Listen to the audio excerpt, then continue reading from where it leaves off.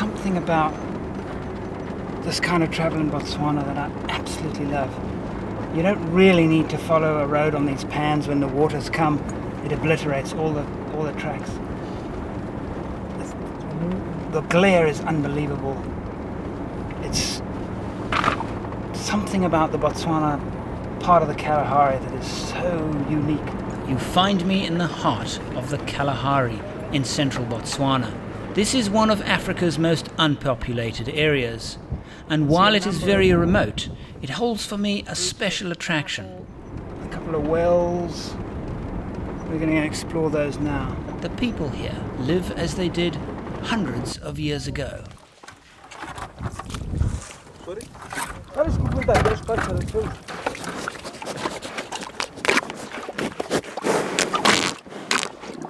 This is Botswana. This is a part of Botswana that time has kind of left behind. We're lucky enough also to be here with a man who has spent most of his life lecturing and writing about Botswana and the Great Kalahari, and that is Mike Main. And we're very lucky to be here. There's life in old Botswana for you. I know, isn't that wonderful? Isn't it great? Yeah. What you're going to find, particularly with this game around the game areas, you'll find that the animals will scrape away the pan surface. Right at the deepest part of the pan, the lowest part of the pan. We're talking about marginal distance differences, a few centimeters. But there will be a point, the last place where water will lie. And that's where you'll find the game scraping at the sand with their hoofs. And you'll see a hole about this size. And they eat it. They actually eat the content because it's got trace elements in it. Because this is the end point of an inland drainage system. You've got to see it that way. So this is where, if there's ever runoff, this is where it goes. Okay. And with the runoff goes all the trace elements, all the nutrients that dissolve in water. So this is a catchment place for all the nutrients. Hence, around a pan like this, you will find greater biodiversity than anywhere else in the Kalahari. There are more different plant species within a kilometre of this pan than there are anywhere else in the Kalahari. So that's why the game comes here, because there's the possibility of water when in the rainy season. There's the certainty of trace elements that they need, because the nutrients are not great in the grass. And finally, there's more different plants around here than anywhere else. Hence, when you go into the part of the Kalahari that we're going to go into, you see a lot of you see quite a lot of game always around the pan. That's where you go to see game. It's easy to see them, and they're all there because there's lots of things they want. These things are incredibly important in the whole ecology of the Kalahari and its development. Let's go and have a look and see. Have a little bit of a closer look. I see they're using rimpies made. I think they call them rimpies made from the skin of cows. Oh, the rope. Yeah, it's not rope. Yeah, I can see that. And they're all covered with wood like this. Is exactly the way that they've done it. How are you doing? Let's see how far that water is. I think it's about 25, 30 feet.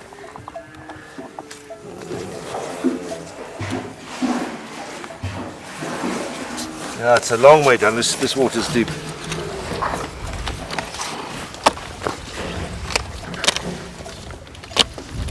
But it's good Metzi, hey? Slightly salty. Very slightly salty, but fine. Cattle can tolerate saltier water than we can. Yes. So that's one of the reasons why, one of the many reasons why the cattle industry has taken off so successfully in this country. They're incredibly hardy animals. They survive on anything, and slightly saline water doesn't bother them at all. Right. Slightly brackish. It's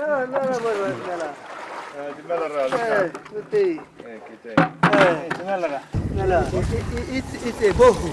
Yeah. Yeah, it's starting from 19th centuries. When did this one start? Yeah, Yeah? it's too far away from here. It's 20 meters deep. Yeah. Yeah. How do you make this rope? It make the art is the skin of the cow. What part of the cow? The skin. Oh, skin. Oh, skin. I can see it. Yeah. Okay.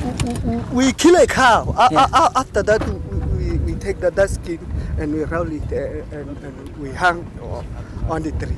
Okay. After we hang, we take a quick while. Yeah. You see quick while? Yeah. Yeah, we roll. After that, we come and we How long do you have to wait for it to dry? How long? It's too late. It's 2 weeks. 2 weeks. Only 2 weeks. Okay. Yeah. This is how Botswana was opened up, how the Kalahari was opened up. 100 years, 200 years ago, when explorers started coming to this part of Africa, it was a great thirst land, and it was a formidable barrier. There was no water, there were no roads, there was no way of getting across it. But the people were here, and the great thing is, how did the people get here? And these pans are the answer to that question. I find it absolutely fascinating. Because if you can get to a pan like this, notice all these wells around the edges. Yeah, they're all on the edge. Are they all on the one edge? So if you can get to a pan like this, the chances are 8 out of 10 that if you dig a hole on the edge of the pan, you'll find fresh water. This water's perfectly fresh. All around or just on one edge? No, well, Specific, it depends. There's no fixed rules, but you'll find water. And that means that when the first people came here, the way they got across the Kalahari was like a series of stepping stones, from one pan like this to another pan to another pan. And if you could do that, you could cross the whole so-called desert. And the trick was, how would you find a pan? And the secret, the answer to that, is these low hills here. If you can see these one, two, three, four, 5 little summits, they happen to be on the southwest side of this pan. And the significance of that is this. We think that most of the pans in this country are what are called deflation pans. The wind blows, it hits a hollow, it accelerates as it goes across the hollow, it picks up pieces of dust, moves out of the hollow, slows down, and the dust gets dropped. So you get these sand dunes. Typically in this part of the world, you get these sand dunes formed on the side opposite to the prevailing wind. Opposite And wind. we're feeling the wind now. And we're feeling the wind There's now. the It's wind. coming from the northeast, so there on the southwest are these sand dunes. So what? Well, the so what of that is that if you go to the top of those sand dunes and you look, in the distance, once you get used to knowing what you're looking for, you will see other sand dunes. And they're telling you that that's another pan. And if you've got the water and the time to walk to that sand dune, near it you'll find a pan. Once you get to that pan, you can dig a hole on the edge like this, find water, and you've taken one step forward into the Kalahari. And the interesting thing is that all the major villages in the Kalahari in Botswana, even today, sit on the side of pans, because that's how they were put there in the first place. So when you see these pans here in these little hills, there's so much more to the story than just a rather beautiful feature and some odd hills on one side. They're all the same, and they all have this marvelous story. And here they are. In almost all of them, you'll find water between 20 and 40 feet below the surface. And these chaps are watering their cattle now in the same traditional way they've been doing it for 200 years or more. Leaving the border, we hit an infamous road surface called Kalkrete. This kind of road is so typical of the Kalahari. So often they're wide, they're flat, and they're quite tricky because they're a mixture of firm and soft surfaces. You'll get a firm piece followed immediately by a piece of very soft sand. And they come up very quickly. So they're often a surprise to the driver. Now, the worst thing you can do in such a situation is to brake hard, because they're normally a dip and you crash into the dip. If your brakes are on, the nose will be dropped, you'll have less travel on your front suspension, and you potentially can do a lot of damage. And the idea is, if you want to slow down rapidly, apply brake and then take it off before you hit the ditch. The nose of the vehicle will lift up and you'll have much more of the suspension to give as you go into the dip. Another dangerous thing is to swerve. Most rollover accidents happen on these roads because of the driver seeing this ditch and swerving, and the vehicle then hits it at a slight angle. And because it's soft material followed by hard material followed by soft material. As the wheels hit the soft material, it grabs them, and if the vehicle is even moving sideways slightly, it will roll onto its roof, go straight into the ditch. Okay, and be very gentle with the steering once you're in the soft bit. The best thing then is, once you're in the soft bit, take your foot off the accelerator, regain control of the vehicle, and then pull out of it. The other danger on these calcrete roads, calcrete is the white, almost concrete-like material they use to make the roads. The dust from oncoming trucks can often hide an overtaking vehicle. When you see a truck, don't be brave and whiz by. Slow right down, pull right over, be patient, let him come past, and then when the dust clears a bit, be on your way. And most of all, take it easy, take your time. Try and give yourself lots of time to get from one place to another. If you race on these roads, you damage your vehicle, and it can be quite dangerous driving. So give yourself a lot of time. Your average speed on an average calcrete road will be 70 kilometers an hour. Don't expect to do 90 or 100. You won't do it. From the Malopo, we travel west into the sparsely populated dune country of southern Botswana, known to some as the Red Kalahari.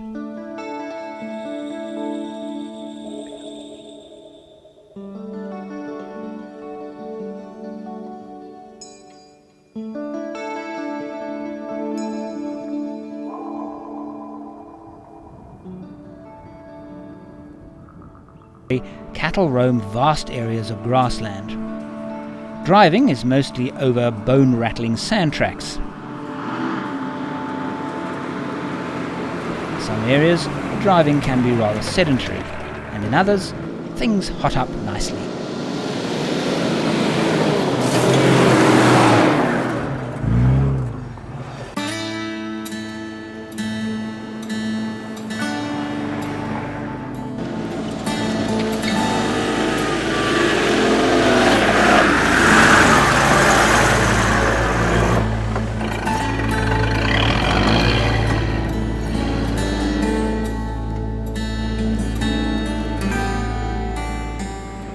No, it's not right, it's left. So you turned left, then you went up over the top, and then down quite a steep piece and turned. And as we were going down that steep piece, the back just rolled away. Like that. Well, like we were doing nothing, we were just innocent, driving along straight. It wasn't by because I'd rather go. That's getting up there is going to be a little more difficult than much coming more down. difficult, yeah. Well, I'm sure there's going to be more of those. This is the area.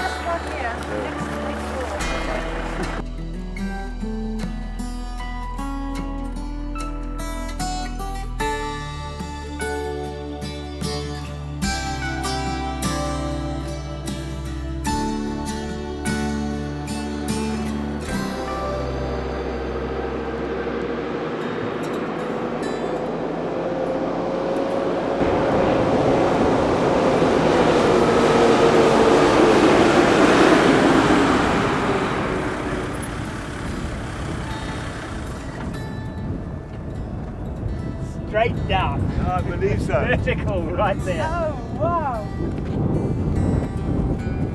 But that's quite a sight, eh? Can a car go down there? Yeah. Look how soft it is at the leaf, on the top of the leaf. Oh, I'm sure, Look yeah. at that. So what's the trick is to keep the car straight as possible and just drop. And accelerate down it. Push the car down the hill. Yeah. Because you don't want the sand underneath the wheels to roll down faster than the car, because that'll make it break sideways. But I'm not going down. No. Because getting out the other side is the problem. Yes. Probably by the Let's have a time look it from the looks top like here an and see what the view is like on the other side.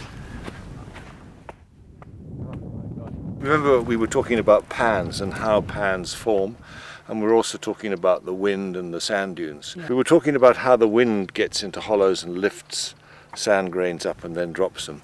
If you look at this tree, it's a really interesting example. And if you come around this side of the tree, I think that this is also a route. And what you're looking at is an original ground level here indicated by this broken branch. Compare it to the slope behind us, and all this sand has been excavated, and the roots that were here all the time have been exposed. So if you look here, you can see this line here. I think this is the original level of the sand. Yeah. And then gradually the wind has blown it all away, and all of the parts below this line were roots and are now exposed. And as you said, they've had to had to learn how to cover themselves and protect themselves with bark. And now looking at it, it's actually quite obvious. Yeah, it is. But Isn't that so often the case? Isn't it? Absolutely, yeah. I mean, who would have thought? The beauty of Kalahari travel is that in many parts, including this one, you can camp anywhere. Just find a tree and go and park under it.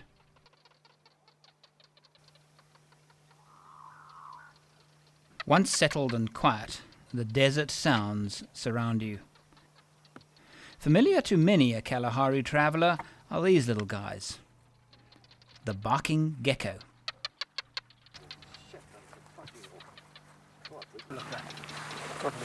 Into a semicircle. Okay. And they call into the semicircle. They do it deliberately, and the effect is ventriloquism. So it's very, very difficult to tell where the sound is coming from because it bounces all the way off these things. That explains a lot. I've often chased them and never ever... Yeah, they're very hard to find.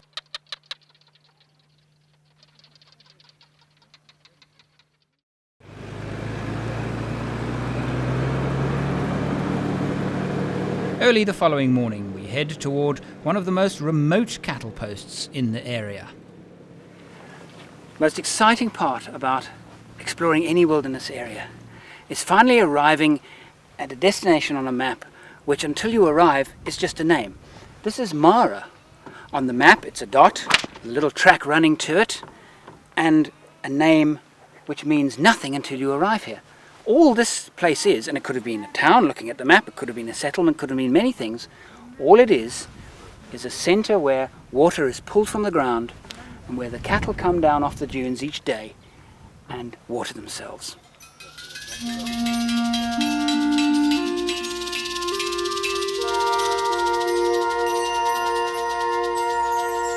This is the Kalahari, seen as very few see it. In this truly biblical scene, local cattle herders bring their herds to the only borehole in 100 square miles.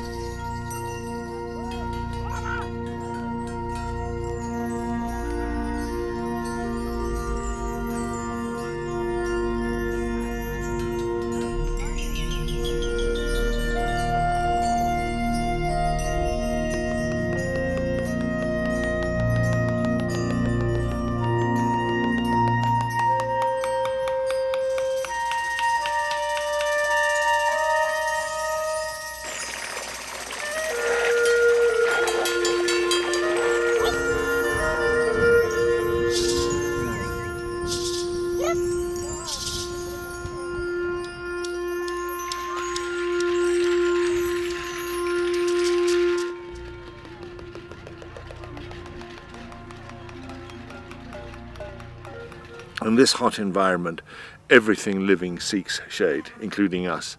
And people often will stop underneath a tree just like this, and if you look around, there are thousands of them, and they'll rest and have lunch, or sometimes even camp. And there's a problem with doing that because there is a species of tick in this part of the world. It's not endemic, it's come in from another part of the world. I can't actually remember where it's come from, but it doesn't belong in southern Africa. It was introduced in the late 19th century.